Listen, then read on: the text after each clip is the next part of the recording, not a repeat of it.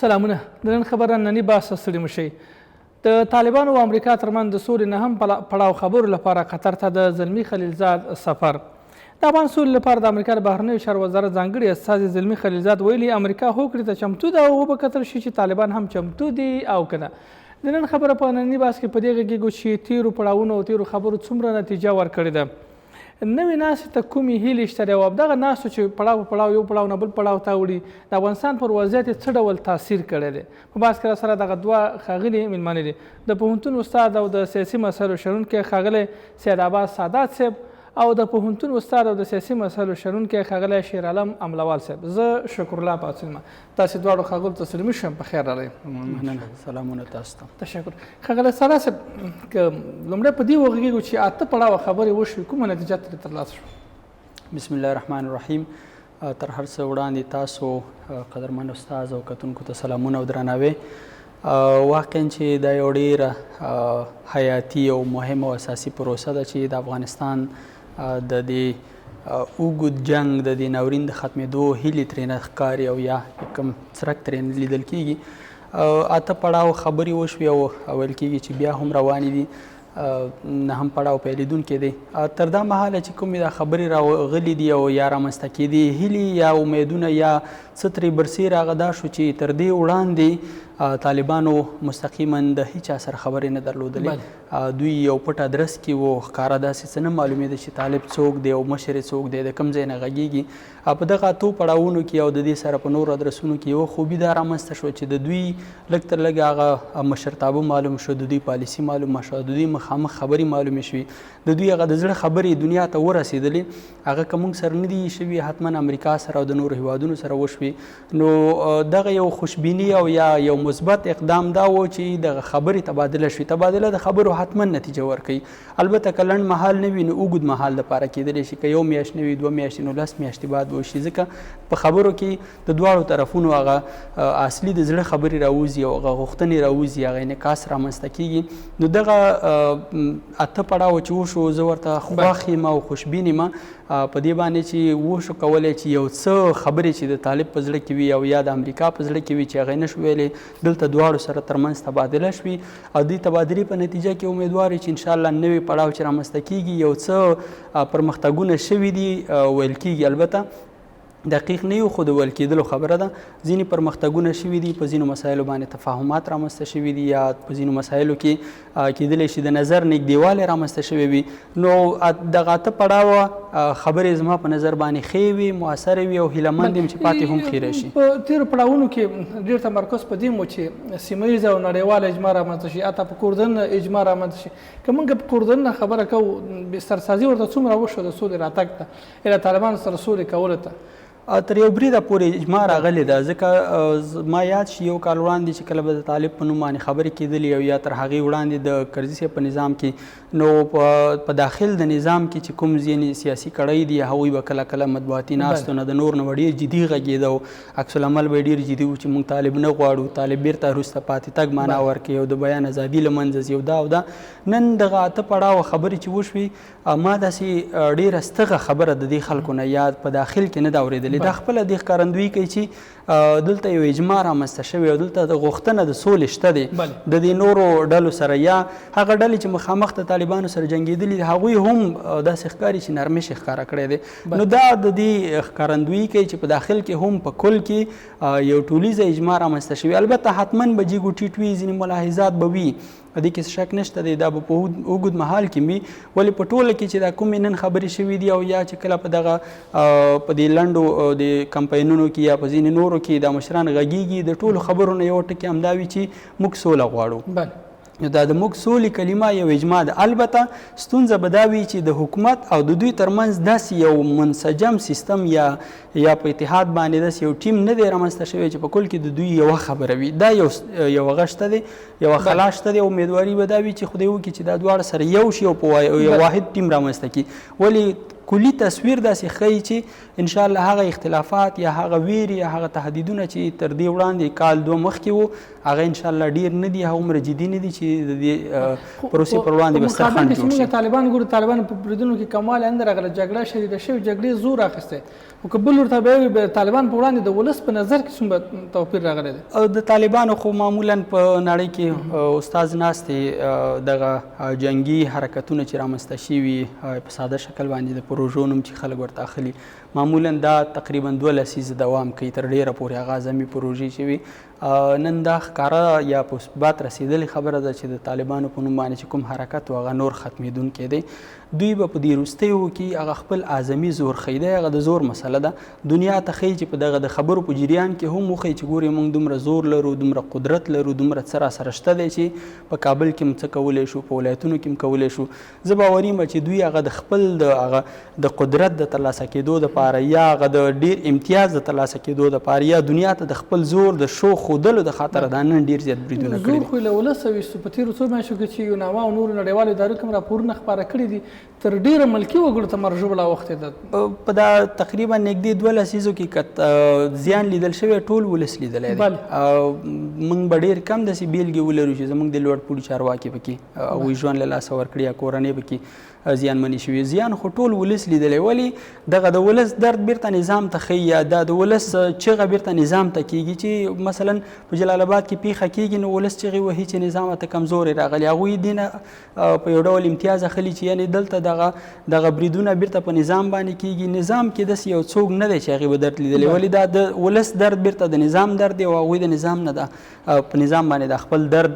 یا ملکه او یا په باندې فشار راوړي. په کل کې زیان مونږ لیدلی، زیان ولس لیدلی دی. زیان که هغه طرف ته دی هم بیرته د ولس خبره ده او که دې طرف ته ده، ولې بیا هم دا هم امیدواري دا وایي چې هغه څه چې لیدل کېږي دا اوس چې کومې خبرې دي که د طالب په ډله کې دي یا د حکومت دي یا په ولس کې دي، په کل کې داسې لویه اجماع همداسې ښکاري چې دا ولس یا د افغان که په هر طرف کې دی، که په هر ځای کې دی، که په اروپا کې دی، په افغانستان کې، که قدرت کې دی، که بې قدرته دی، هغه د دې لیوال ښکاري چې سوله دې رامنځته شي، جوړجاړی دې رامنځته شي، که طالب سره دی که د نورو سره دی، تر څو دغه ټولنه نور د دې غم او د درد نه نور په امان کې پاتې شوي. څرنګه په سیمه ییز اجماع باندې خبرې کوو، مشخصا پاکستان ته راشو. پاکستان څومره موږ ته اوس د سولې په برخه کې هغه ژمن دی یا کومې ژمنې چې په نړیوال سټیج باندې کوي څومره باور پرې پکار دی؟ تر ډیره پورې چې د طالبانو خبره کېږي د هغې سره پاکستان تړلې مسله رامنځته کېږي.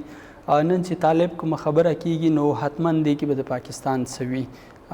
د پردې تر شا به پکې د هغې خبرې وي. او ان تر دې ځینې ریپورټونو کې ویل شوي چې په قطر دفتر ته د پاکستان نه ځینې چارواکي تلي د تالار بهر کینی او کله کله چې دوی تفریحي بهر وځي نو هلته مجلسونه کېږي. نو زه باوري یم چې د کومې خبرې کېږي دې کې پاکستان له صحنې بهر نه دی، حتما د دوی نظر شته دی، د دوی هغه کومه پالیسي تګلاره غوښتنې چې وي دا پکې یو شکل نه یو شکل عملي کېږي. نو که چېرته عملي کېږي مستقیما چې د پاکستان نوم نه وي او په غیر مستقیم شکل د دوی ګټې، د دوی غوښتنې او د دوی هغه راتلونکي پلانونه پکې په پام کې نیول کېږي، نو ښکاره ده چې پاکستان مجبور دی چې دې ته ژمن پاتې شي. ځکه د دوی غوښتنې وي چې د چا غوښتنې منل کېږي نو هغې کې مشکل به فکر نه کوم که ډېر جدي ولري. تشکر. په افغانستان کې چې جګړه یادېږي داسې هم ویل کېږي چې د سیمې د قدرتونو جګړه ده او نیابتي جنګونه نیابتي جګړه تر ډېره اوس د روسیې نوم اخیستل کېږي. موږ که تېرو اته پړاوونو خبرو ته وګورو، د امریکا استازی بېلابېلو هېوادونو ته لاړو، روسي او د افغانستان شمالي ګاونډیانو ته او چین ته او بالاخره ځینې اسلامي هېوادونو ته هم سفرونه وکړه، ځینې اروپایي هېوادونو ته هم سفرونه وکړه. په یو نړیوال اجماع سره څومره سلا شوې ده او بل په سیمه کې د قدرتونو څومره په اعتماد کې اخیستل شوي دي چې بالاخره د افغانستان معضله به د سوله ییز حل به ورته کتل کېږي یا د سولې لارې به حل کېږي، بیا به یو ډول ویره به نه وي چې دا جګړه به غځېږي یا یو ډول تضمین شته نشته، څه اخیستل شوي که نه دي، که موږ په واضح باندې بحث کوو. فکر نه کوم که دومره حد ته دغه مسله جدي مخ ته تللې وي چې د هغه قدرتونو چې هغه په دې جګړه کې یو ډول لوبغاړي دي او ښکیل وي او د هغوی د 100% اعتماد او باور اخیستل شوي وي. البته کېدلی شي د قناعت لپاره ځینې سفرونه وشو، ځینې مسایل کېدلی شي د هغوی د اعتماد لپاره ځینې وړاندیزونه شوي، خو زه په دې باوري یم هغه هیوادونه چې په دې لوبه کې ښکیل او اوس خو سرلارې امریکا ده، دا نور چې ورسره تړلي دي، دوی به هم دغه مسلو ته دغه د خطر خبرو ته حتما په دې تمه وي چې څه ترې راوځي. که چېرته د دې خبرو کې داسې څه وي چې د دې لوبغاړو پکې ګټې نه وي، زه باوري یم چې بیا به مشکلات ایجاد کړي. یا په داخل کې بیرته ځینې مخالفتونه راښکاره شي او یا به د بهرنیو د سفارتو یا د نورو لارو به یو ډول نه یو ډول د خبرو سره خپل مخالفت ښکاره کړي. البته خبرو په جریان کې به یې اچولي وي او زه باوري یم چې همدا اوس به هم په جریان کې هر ورځ به هم وسي. 40 کاله کېږي د قدرتونو په جګړه کې د اور په تناره کې سوځېږي چې قدرتونه په اعتماد کې وانخیستل چې دا سوله خو به هغسې نتیجه نه ورکوي یا دغه پروسې ډېرې به خوشبینه ورته ونه وستو. خوشبیني به ورته لرو ولې دغه خوشبیني به زه فکر کوم دا به زمونږ ډېر هغه چې 100% موږ په دې باور شو چې سوله دی افغانستان کې 100% امنیت راولي. دا خو زما شخصا نظر دا دی چې که دا سوله هم شي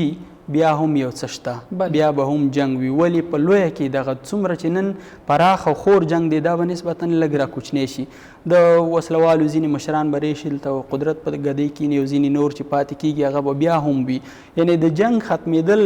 زه نه پوهېږم کېدلی شي دا زما هغه دا تصور مې ښه نه وي خو زه دې کې داسې څه نه وینم په دې خبرو کې یا په دې اوسني حالات کې یا د دې قدرتونو په دې موقفونو نظرونو ته په کتلو سره چې 100% د موږ دلته د امن حالت ته را برابر شي اوس حتما به جنګ وي جنګ به دوام کوي ولې محدود به شي ولې کېدلی شي دغه مسیرونه تغییر وکړي. مثلا نن په ختیځ کې د شمال ته لاړ شي شمال نه جنوب ته لاړ شي هغه شیوې بدلې شي. نن د ولس سره عملا جنګ دی په ښار کې بمونه الوزي کېدلی شي دې بله شي وراوسته شي کېدلی شي زما پوهانو سره مخ شي کېدلی شي سیاستمدار وي کېدلی شي یوازې نظامي ځواکي شیوه کې به حتما بدلون راځي ولې جنګ تر یو بریده پورې به وي تر څو پورې چې د دې خلکو د امریکا او د دې ګډو هیوادونو دلته چې دي چې د دوی واحدې نتیجې ته نه راغلي د جنګ ختمېدل نشته او واحده نتیجه زما په نظر ډیره ممکنه نه ښکاري راته. تشکر خوشحاله ښاغلی املوال صاحب تاسو ته راځو.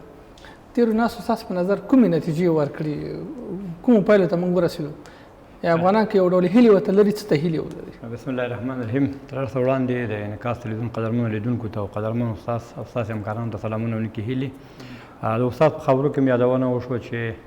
لومړي ځل دپاره و چې طالبانو ادرس پیدا شو خبرو میز ته کېناستل او دا هم د امریکا په تاریخ کې لومړی ځل دی چې له وسلوالې ډلې سره مستقیما مذاکرات کوي او د امریکا د ډیپلوماسۍ په تاریخ کې تر ټولو اوږد مذاکرات هم د طالبانو سره و چې په دوحه کې 14 ورځې دوام یې وکړو.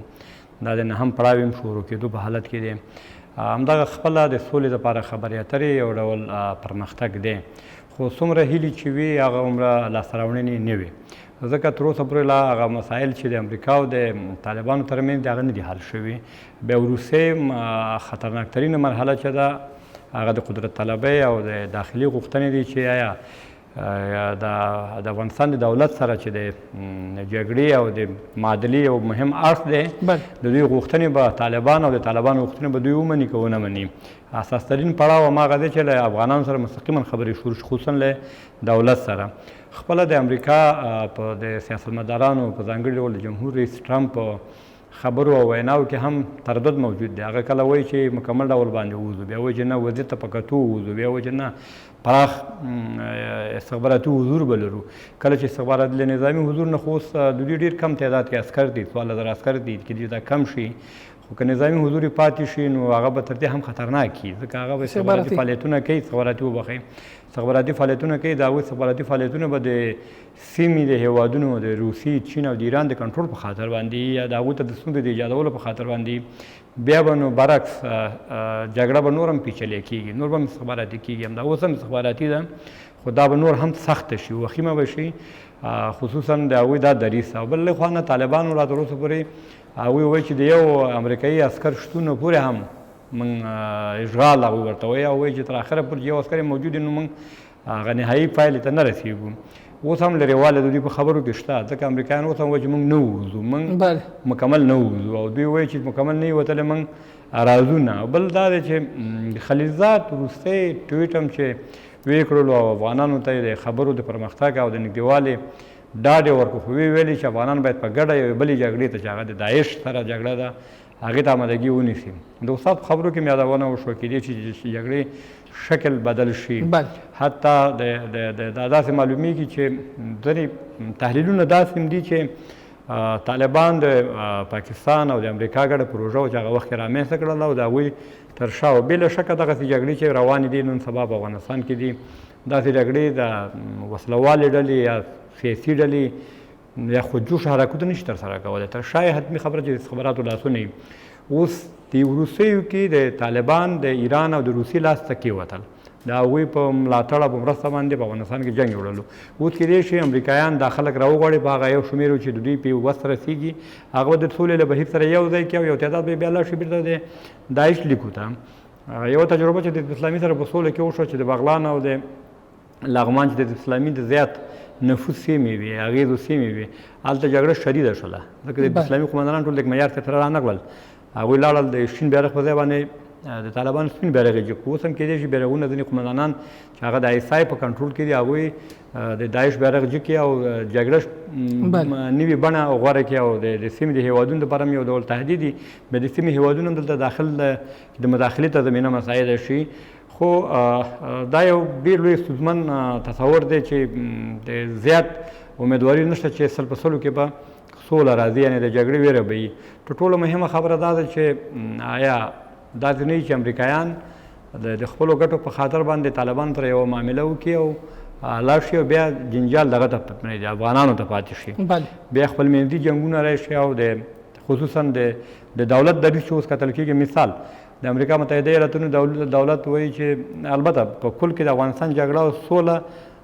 یو افغاني پدیده نه ده چې د دوو لوري ترمنځ افغان لوري ترمنځ یو څوک د منځګړتوب وکړي او دا مشکل د حل شي. دا نړیوال بود لري، نړیواله پدیده ده، نړیوال پکې ښکېل دي په دواړو مسایلو کې. ګورې همدا اوس د انتخاباتو مسله ده. افغان دولت ټینګار کوي چې انتخابات وشي. اروپایي اتحادیه چې په نړۍ کې د امریکا متحد دی هغوی انتخابات سپورټ کوي. برطانیه چې د ناټو غړی دی او د امریکا نږدې متحد دی خصوصا په بهرنۍ سیاستونو کې هغوی هم د افغان دولت لومړیتوب ته سره مرسته وکړله او انتخابات سپورټ کوي. اوس امریکایان په دغه مرحله کې چې ډېر کم وخت دی او خبرې ډېر اوږد پروسه لري، وخت غواړي، اوږده پروسه ده. هغوی دپاره امریکایانو دپاره چې زموږ یو ستراتیژیک دوست دی او همکار هم دی او تړون ورسره لرو د افغان دولت سره. افغان دولت ټینګار کوي چې انتخابات لومړیتوب لري موږ ته او هغوی دپاره سوله لري. دا خپله یو تناقض دی، دا خپله یو ټکر دی. بیا خصوصا په دې اتم پړاو کې چې کومې خبرې شوې او څه چې مطبوعاتو ته راووتله او انعکاس یې وکړو هغه د نظام په بڼه باندې بحث دی. طالبان د امارتي نظام غوښتنه کوي. داسې ویل کېږي چې امریکایانو هم په یو شکل ورسره منلی چې د ایران په شکل به یو اسلامي شورا او حالات به یو هغه به زیات واکونه لري او دا به آیا دا اوس کېدای شي چې بیا دغه طرف کې چې د معادلاتو له مخې نه چې طالبان د 10,000 نه تر 50,000 وسلوال پاوز لري یا وسلوال جنګیالي لري، دې خوا د 3.5 لکه پاوز دی او یو منظم دولت دی. دا دولت به دلته آماده شي جمهوریت په دغه باندې مارچه کړي، په امارت باندې یا تبادله وکړي. دا یو بل لوی بحران دی چې اساسي بیا ننوځي دې مراحلو ته. د سیمې او د ګاونډي هېوادونو به هم کې مداخله کوي. خو بدبختي پکې دا ده او ناسم کار کردار پکې دا ده چې د 8 واړه پړاوونو کې چې دا 9 هم شروع شوی دی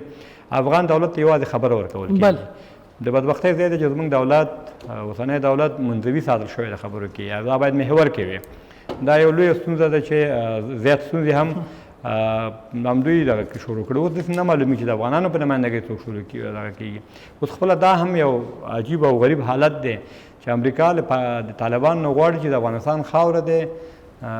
د نورو هېوادونو په زیان باندې یا په ګټه باندې معنا ده چې دا مالکیت دی. بله که بیا داسې فکر کوو نو په ډیپلوماتیک لحاظ باندې او په جګړیز لحاظ باندې دواړه طالب په نسبت دولت ته په بره دغه کې روان دی، په موقف لوړ دی. هغه په دې معنا چې یو ابرقدرت ورسره خبرې کوي او یو پروتوکول ورته ورکول کېږي او په جنګ ډګر کې هم عامه افکار یې زیانمن کړي دي او د برید په حالت کې دی. خو په هر ترتیب د 9 پړاو ته امیدواري نشته. مثلا څه امیدواران دي املوال صاحب؟ ګوره 8 پړاو خبرې وشوې. موږ دا یوه خبره کوو چې ګوندې د طالبانو یو ادرس پیدا شو. ادرس خو په لومړي پړاو خبرو کې پیدا شو. بالکل صحیح ده. د سیمه ییز اجماع خبره کوو په 2م سفر او 3م سفرونو کې دوی لاړل، ځینې سفرونه وشول، د هغې راوروسته 8 سفره سره کېږي. د متحدینو ته د امریکا لاړل، ګاونډیانو ته د افغانستان لاړل، د سیمې قدرتونو ته سره کېناستل. افغانستان یوازې د خبرو پیل لپاره یو لاسته راوړنه ده. سیمه ییز اجماع چې ویل کېږي نشته، ځکه هغه موږ ولیدل چې په همدې اتم پړاو خبرې چې نهایي حالت ته ورسېد، رسنیو ویل چې نن د سبا د بیا پکې د هند او د پاکستان مسله پکې پیدا شوله، د کشمیر موضوع پکې پیدا شوله. هغوی هلته خلیلزاد هند ته هم سفر وکړو. دې کې بس شک نه وي چې په ظاهري شکل به د سیمې د هېوادونو د خلیلزاد سفرونه وکړه، خو لیکن که هغوی ګټې به خوندي شوي که نه. مهم دا دی چې د افغانستان په مسله کې د چین، روسي، ایران، د عربانو، د ترکانو، د ایرانیانو، د پاکستانیانو، هندیانو د دې ټولو ګټې که خوندي بیا یو تفاهم رامنځته کېدی شي او که نه نه کېږي. داخل کې هم استاد مخکې یادونه وکړه، درسته خبره ده چې سولې لپاره چې لبیک ویل چې هر څوک وایي چې هو سوله، خو لیکن موږ داخلي اجماع نه لرو. په خپله د طالبانو او د امریکا ترمنځ هم د خبرو د اته پړاو خبره شوې دي، که د وروستۍ خبرې د خلیلزاد موږ سره بحث کوو، یعنې یو ډول بې باوري شتون لري. خلیلزاد ویلي دي چې موږ چمتو یو چې هوکړه وکړو، وګورو چې طالبان چمتو دي که نه دي. معنا دلته شک موجود دی، شک هم دی، تردید هم دی. خپله د پاکستان دا دواړه حالات داسې دي چې امریکا کوشش کوي چې د لوبې ګټونکي واوسي او طالب تصور کوي چې لوبې ګټونکي ځای زما شرایط به منل کېږي. د دواړو غوښتنې لوړې دي او هغه میز سر ته چې څه وړل کېږي د دوی په ترمنځ هم فاصله شته دی. حتی د امریکا د سیاستوالو ترمنځ هم د امریکا د مثال د بهرنیو چارو وزیر هم ویلي چې د پوځونو وتل ځمکنیو واقعیتونو ته په کتو باندې کار کېږي. نه معنا ده چې ځمکني واقعیتونه اوس دلته آماده نه دي. دا خبره همدا معنا ورکوي چې آماده نه دي چې موږ د پوځونه وباسو. بلې خوا نه ولسمشر یې وایي چې موږ به استخباراتي حضور ډېر قوي حضور به ولرو. بلې خوا نه وایي چې موږ دغه ته آماده یو که طالب ومني. معنا دا چې دوی بې باوره دي په کل کې، هم په دغه باندې هم په طالبانو باندې بې باوره دي او هم په افغان دولت سره هم دوی امریکا دولت ستونزه لري. د اوسنۍ حالاتو کې د امریکا د سولې په خبرو کې د افغان دولت نه ښکېلتیا، د افغان دولت د منطوي کېدل،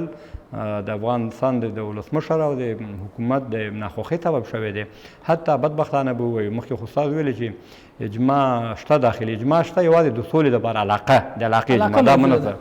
لیکن د د حکومت 50% شریکوان ډاکټر عبدالله یو درید لري او ښاغلی غني بل درید لري او بیا له سیاسیونو سره خو قطعا اجماع نشته دی. بدبختانه چې تر ټولو مهمه خبره چې په ټولو مسایلو کې، ملي مسایلو کې، سولې په مسله کې، په ټولو مسایلو کې د افغان دولت او د سیاسیونو ترمنځ اجماع نه وه. دا یو لویه کمزوري وه د دې دورې. حتی بین الحکومتي اجماع نشته دی. نو تر هغې چې دا اجماع دلته داخل کې نه رامنځته شوې، د سیمې د هېوادونو ګټې خوندي شوې نه، مشکله ده چې موږ دایمي او پایدارې سولې خاوندان شو. تشکر. خوشحاله اوسئ. د ډاکټر صاحب عبدالله په خبرو به وروسته بحث وکړو. هغه نن ویلي دي چې هغه سوله ورته د منلو نه ده، هېچا ته د منلو نه ده چې د ټولو ګټه پکې خوندي شوې نه اوسي. دا ټولې ګټې به څه وي، به دې هم بحث وروسته وکړو. اوس به راشو طالبان ترمنځ هم ښاغلی سعادت صاحب ویل کېږي چې د طالبان ترمنځ هم په وروستۍ هوکړه کې په ځینو مواردو باندې سره اختلاف رامنځته شوی دی. وایي ملا عبدالغني برادر له امریکا سره په 14 میاشتو کې د امریکایي ځواکونو په وتلو باندې خبره کړې ده او امریکایان په 9 میاشتو کې د وتلو غوښتنه کوي. بیرته بیا د طالبانو بله عمومي شورا چې د طالبانو رهبري چې د هغه وایي چې نه په 18 میاشتو کې باید امریکایان په 9 میاشتو کې باید امریکایان وځي. امریکایان وایي چې په 18 میاشتو کې وځو. ملا برادر سره په 14 میاشتو باندې هوکړه کړې ده. دغه خپله د طالبانو منځ کې هم خپل یو ډول اختلاف موجود دی. دې کې دا په خپله په سوله څومره تر سوال لاندې راولي. دې کې شک نشته دی چې د طالبانو که هر څومره متحد وي، حتما په هغوی کې هم ځینې نورې ډلې شته دی. لکه څنګه چې ویل کېږي چې اوس د دوی په دې لوبه کې روسان هم لاس لري، ایران هم دی، امریکا او یا پاکستان. نو دا ممکنه نه ده چې دا ټول د دې یو ادرس سره ارتباط ولري. حتما لاندې نورې ډلګۍ هم لري. که د طالبانو د ادرس نه د سولې کوم تفاهم لیک لاسلیک کېږي او یا نهایي خبرې کېږي، زه په دې باوري نه یم چې 100% طالبانو دا د منلو به نه وي. دا به وي یو لوی کتلې ته به وي، یا 50 یا 80%، خو بیا هم یو ډله پکې شته دی وي به کې هغه مخالفت کوي. نو اوس که دا خبرې کېږي، دا د دې ښکارندویي کوي چې هلته هم اختلافات شته دی. دا خو کېدلی شي یو ادرس نه یو خبر راوتلی. زه باوري یم چې په ټیټه طبقه کې تر دې ډېر لوړ اختلافات دي. هغوی کله هم دا نه مني چې په افغانستان کې دي بهرني ځواکونه وي او هغوی د افغانستان حکومت سره خبرې وکړي او یا یې د سولې تفاهم لیک لاسلیک شي. د هغوی خبره چې بار بار راوتلی چې تر څو چې دلته دا خلک وي، ممکنه نه ده چې هغوی دا مسله دا ومني. خپله د نړیوالو ورځپاڼو راخیسته چې طالبانو مرکچي پلاوي ترمنځ اختلاف موجود دی. همدا اوس ملا برادر لګېدی دا د مرکچي پلاوي غړي په خوله کوي چې ما په 14 میاشتو هوکړه کړې، امریکایان 18 میاشتې غواړي، تاسې 9 میاشتو باندې صلاح کوئ. په دې سره جوړجاړي باندې سره بوخت یعنې اختلافات کافي اختلافات به وي لکه څنګه چې استاد مخکې مې ویلي چې موږ دلته هم یو حکومت لرو یو نظام لرو دنیا سره ارتباطات لرو موږ په دې نه بریالي شوي چې په خپلو کې داسې 100% اجماع رامنځته کړو. البته هماغه کلي او یو کلي تصویر شته دی نو هلته هم زه باوري یم چې دا ستونزه به وي او دا ستونزه بیا هم د دې باعث کېږي چې موږ چې کوم شي ته خوشبینه یو هغې کې موږ دپاره یو ډول هغه خلل او یا مضر ټکي رامنځته شي او زموږ هغه خوشبینۍ ته یو ډول زیان ور ورسوي. بله یو بله خبره چې باید بحث وشي 8 پړاوه خبرې وشي 9 پړاو خبرې کېږي افغانان یو ډول د تشویش او د اندېښنو بېلابېلو وهیم حالت کې اچولي دي اندې خپل افغانستان ته څومره تاوان ورسو دغه حالت دغه پړاوونو ګټه رسولي که نسبي ګټه یې دا وي چې تاسو وړاندې خبره وشي ګوندې والا د سولې یو دروازه پرانسته شوه په لویه کې څه رامنځته کړل او تاوان خو یې دا دی که یو ساعت هم دا خبرې ځنډېږي موږ ته تاوان دی ځکه که په یو ساعت ناوخته کېږي او په یو ساعت کې زموږ د یو افغان وینه تویږي نو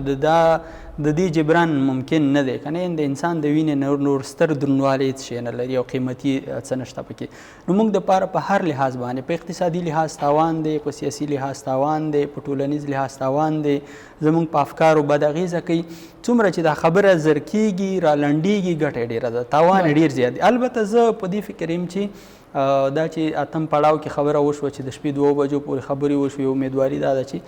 ډېر نږدې و کې به دا تفاهم لیک لاسلیک شي او بیا 9 پړاو ته خبره ووتل. زما تشویش بل دا دی چې هغه کوم 4 ټکي چې تر ډېره راوتلي دي چې افغان حکومت سره خبرې دي او بهرنیانو ته مهال ویش دی او د نورو سره اوربند او د نورو سره مقابله ده زه فکر کوم دا 4 ټکي به دا به واقعي نه وي ما ته تر دې تر شا ځینې نور شیونه ذهن ته ښکاري چې دلته به نورې ډېرې خبرې وي چې هغه بهر نه دي راوتلي او په هغوی به دوی ترمنځ اختلاف پروت وي مثلا لکه مخکې چې استاد هم یادونه وکړله لکه دوی هغه د شورا مذهبي شورا خبره کېدلی شي احتمال دی دا ولري چې دوی په دې خبرو کې د خلیلزاد په خبرو کې یا د امریکا د بهرنۍ چارو وزارت او د پامپیو د دې نور په خبرو کې دا و چې دلته یو څه شته دی چې هغې سره مقابله پکار ده نو احتمال دی دا ولري چې کېدلی شي د طالبانو سره په دې تفاهم خبره باندې وي چې د طالبانو دغه وسلوال ځواکونه چې دي دا د هېواد کې نه مدغمېږي او شورا دې جوړه شي تېنه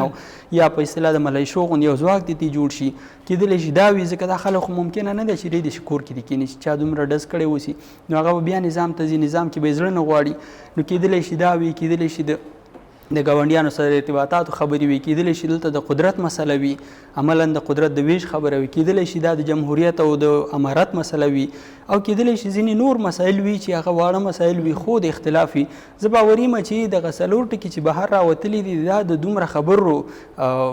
مسایل ماته نه ښکاري چې په دې باندې د 8 پړاو خبرې هم وشي او هغه د هر پړاو کې 2 او 3 ورځې تر 8 ورځو پورې خبرې دي وشي او بیا هم دا نتیجې ته نه رسېږي حتما دا په حاشیه کې ډېرې خبرې موږ لرو چې هغه نه دي راوتلي تاسو ولیدل چې 8 پړاو سره نږدې ولسمشر ډېر جدي غبرګون وښوده ویلي چې دا وسلوال ځواکونه به نه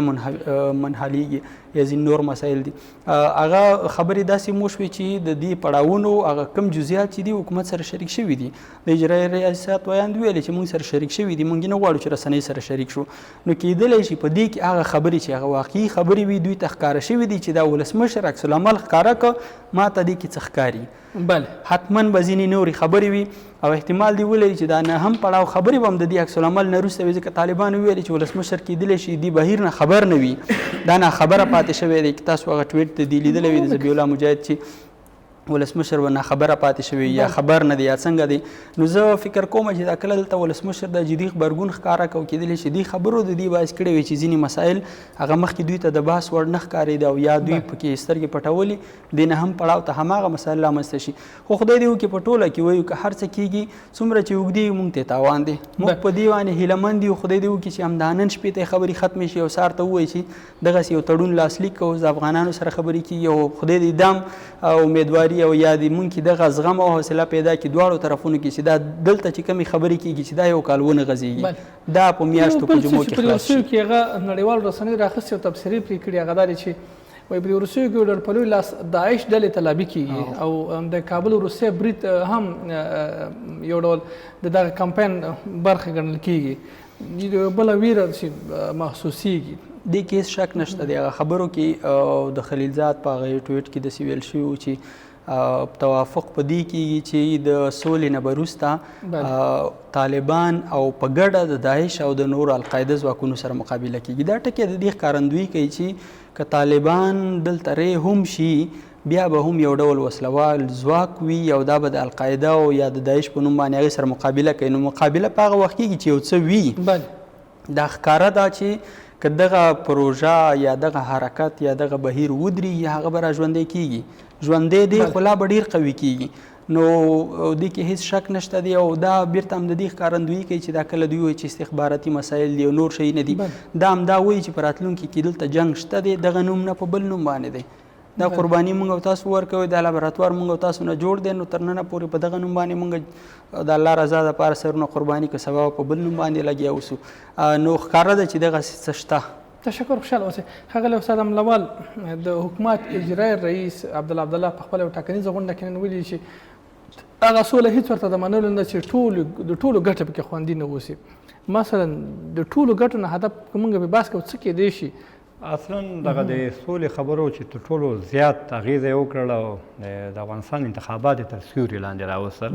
خلک یې شکي کړل، ټولو داسې فکر کولو چې کیدای شي انتخاباتو نه شي. خپله ښاغلی ډاکټر عبدالله تر اختر وړاندې په دې فکر کې و چې سوله ممکنه ده وشي او خپل ټاکنیزې منډې کمې کړې وي او نه یې لرلې. ډاکټر عبدالله دپاره فکر کوم ما خپله شخصي تجربه دا ده چې ډاکټر عبدالله اوس فکر کوي چې راتلونکي انتخابات ګټي. لکه ولسمشر غني چې انتخاباتو د ګټلو فکر لري، آی ټیم فکر لري، دوی فکر کوي چې دوی دپاره انتخابات لومړیتوب لري، نو سولو خبرو ته اهمیت نه ورکوي. دغه فکر مخکې له ډاکټر عبدالله سره نه و. ډاکټر عبدالله اوس چې وضعیت ته ګوري د معادلات د بدلېدو په حالت کې دی که احتمالا یو فرضیه ده یک شنبې ته به دا کار رامنځته کېږي، د اتمر ټیم منظم شکل باندې منحل کېږي او د صحنې نه وځي. بیا نو ډاکټر عبدالله داسې تصور کوي چې د اتمر د ټیم ډېر غړي به هلته ورځي او دی به د میدان ګټونکی نو اوس دی نو دی برنده ګڼي او خپل شرایط وړاندې کوي، یعنې دی انتخاباتو ته لومړیتوب ورکوي. ځکه نن هم د یوې قومي ډلې البته د احمدزي تراسري شورا په نامه چا دی په کابل کې ملاتړ یې ترلاسه کړی، یعنې د پښتنو په سیمه کې هم ملاتړي پیدا شوي دي. دی هم ځان اوس برنده ګڼي، دی هم هغه موقف سره روان دی لکه یو میاشت مخکې چې ډاکټر صاحب غني و. دوی دواړه اوس وایي چې موږ دپاره د منلو وړ نه دی، ځکه چې دوی د انتخاباتو ځانونه دواړه اوس دواړو دپاره بریالي ښکاري. نو سیاست د ګټو لوبه ده او دوی فکر کوي چې کېدای شي په انتخاباتو کې موږ یې وګټو، بیا به د یو طرف په توګه مستقیما بیا به طالبانو سره دغه کړو. دا نو ځان ښیي چې موږ دپاره دا کیسې د منلو وړ نه دي، هغه څه چې طالبان او امریکایان خپلو کې مني. نو ما مخکې مې ویل چې د حساس پړاو خطرناک ترین پړاو چې د هغه د وروستی پړاوونه دي چې هغه د افغانانو ترمنځ کېږي، چې ځکه طالبان به په خپل دریځونو باندې په فاتحانه شکل باندې ودرېږي او هغوی به وایي چې ورور ما د امریکا سره خبره خلاصه کړې ته یې منې او که نه یې منې دی در باندې په زوره منم. دوی به وایي چې ورور 18 کاله موږ دلته ډیموکراسي تمثیل کړی دی، موږ هم لاسته راوړنې لري، موږ هم منو. هغه حالات به وي. د عبدالله د خبرو نه خو زه فکر کوم چې د ده خپله د ټاکنیز ګټه خپله ویني چې ځان ښیي، خصوصا هغه حوزې ده چې په اصطلاح د دوی په اصطلاح باندې چې دوی ورته زه د طالباني حوزه ورته وایي چې د رایو سیمه ده، هلته یې وانمود کړي چې زه د طالبانو سره معامله نه کوم بلکې انتخاباتو ته ځم. کېدای شي د رایو د جلبولو دپاره دواړه ښاغلی غني او ښاغلی عبدالله دواړه دا کار هڅه کوي چې انتخاباتي رایو د پاتره دا ډول خبرې کوي. بله، اما بیرته په نړیوال سټیج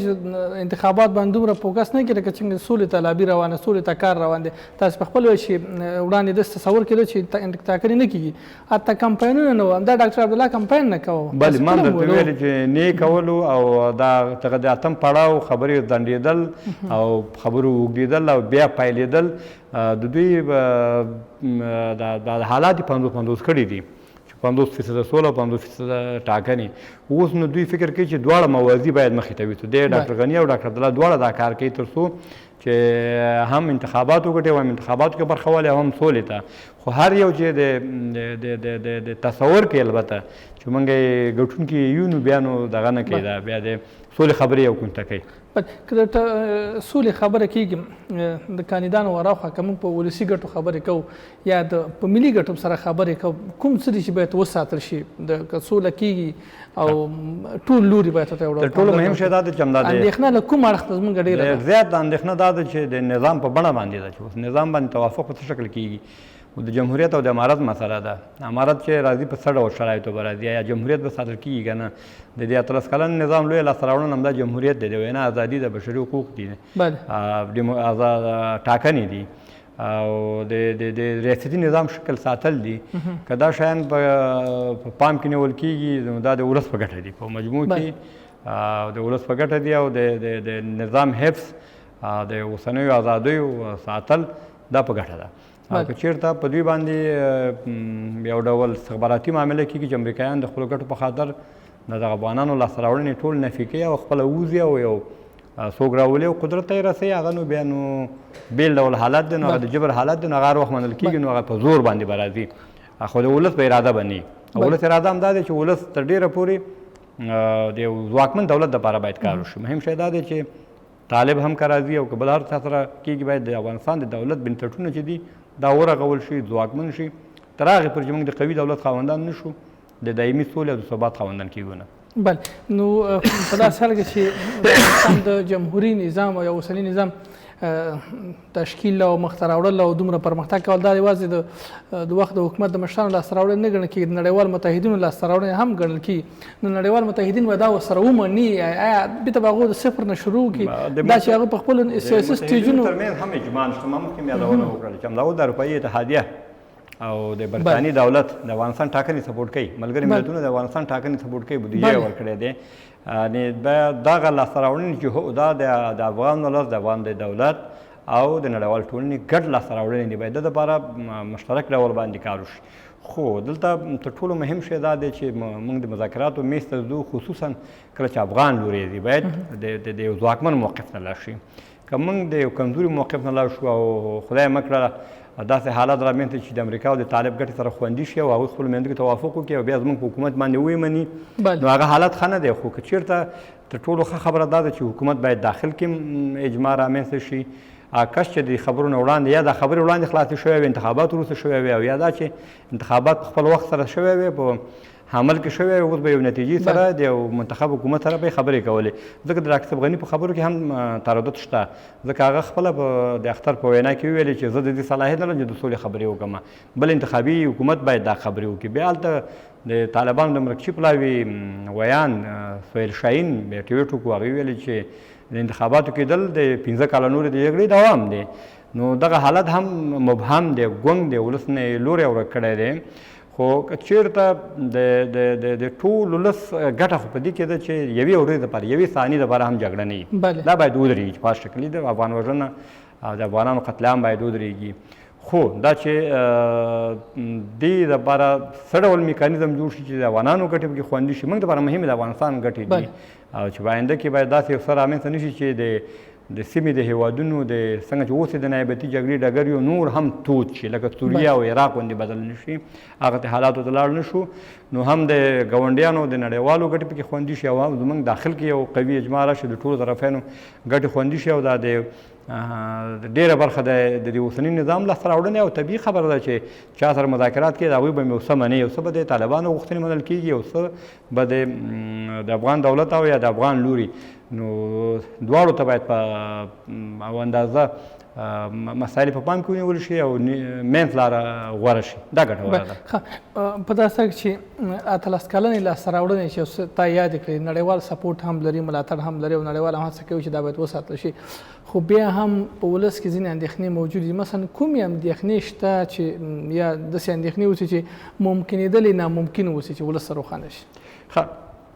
یو کېدای شي یو دغه هم دا ده چې داسې نه چې ویره دا ده چې لکه د بنسوان د وخت د نجیب الله د وخت د سولې خبرې شروع شي مذاکرات په منځ کې داخل کې کودتا وشوله دا ویره هم موجوده ده چې داسې نه چې امریکایان خپل منځ کې توافق سره وکړي او د طالبانو او د امریکایانو ترمنځ شي هغه سیمې د هغوی په کنټرول کې هلته پاتې شي او زموږ دولت نه ملاتړ نه لاس واخلي او بیا به یو داخلي جنګ ته لاړ شي هغه به د خیر په غونډۍ کښېني دا یو ویره ده دا ویره شته ده چې دا کېدای شي وشي او یا دا چې د سیمې د هیوادونو توافق هم نه اجماع هم نه او د هغوی ګټې هم نه خوندي شوي یوازې مثال بیرته د افغانستان د امریکایانو پر یو نظامي مرکز باندې بدل شي تر څو د سیمې هیوادونه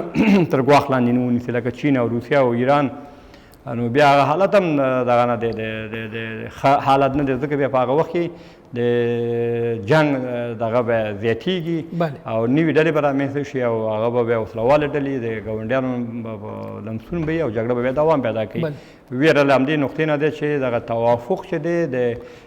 د ټولو لوریو ترمنځ که ونشي. دا ویرې خو شته، دا څومره امکان لري؟ ممکنېدی شي په یو امکانات شته که چېرته د ټولو توافق نه وي بلې جنګ کېږي او جګړه به دوام کوي او مداخلې به هم وي. تشکر، ډیره مننه له تاسې دواړو ښاغلو د پوهنتون استاد او د سیاسي مسایلو شنونکی ښاغلی شیرعالم املوال صاحب او همدارنګه د پوهنتون استاد او د سیاسي مسایلو شنونکی ښاغلی سید عباس سادات صاحب، له دواړو ښاغلو یې ونړۍ مننه. کور مو چې راغلی په دغه بحث کې مو ګډون وکړ. تشکر، خوشحاله اوسئ. د انعکاس راډیو ټلویزیون قدرمنو لیدونکو او خوږو اورېدونکو نننی بحث هم دلته پای ته رسېږي. الله مو مل شه.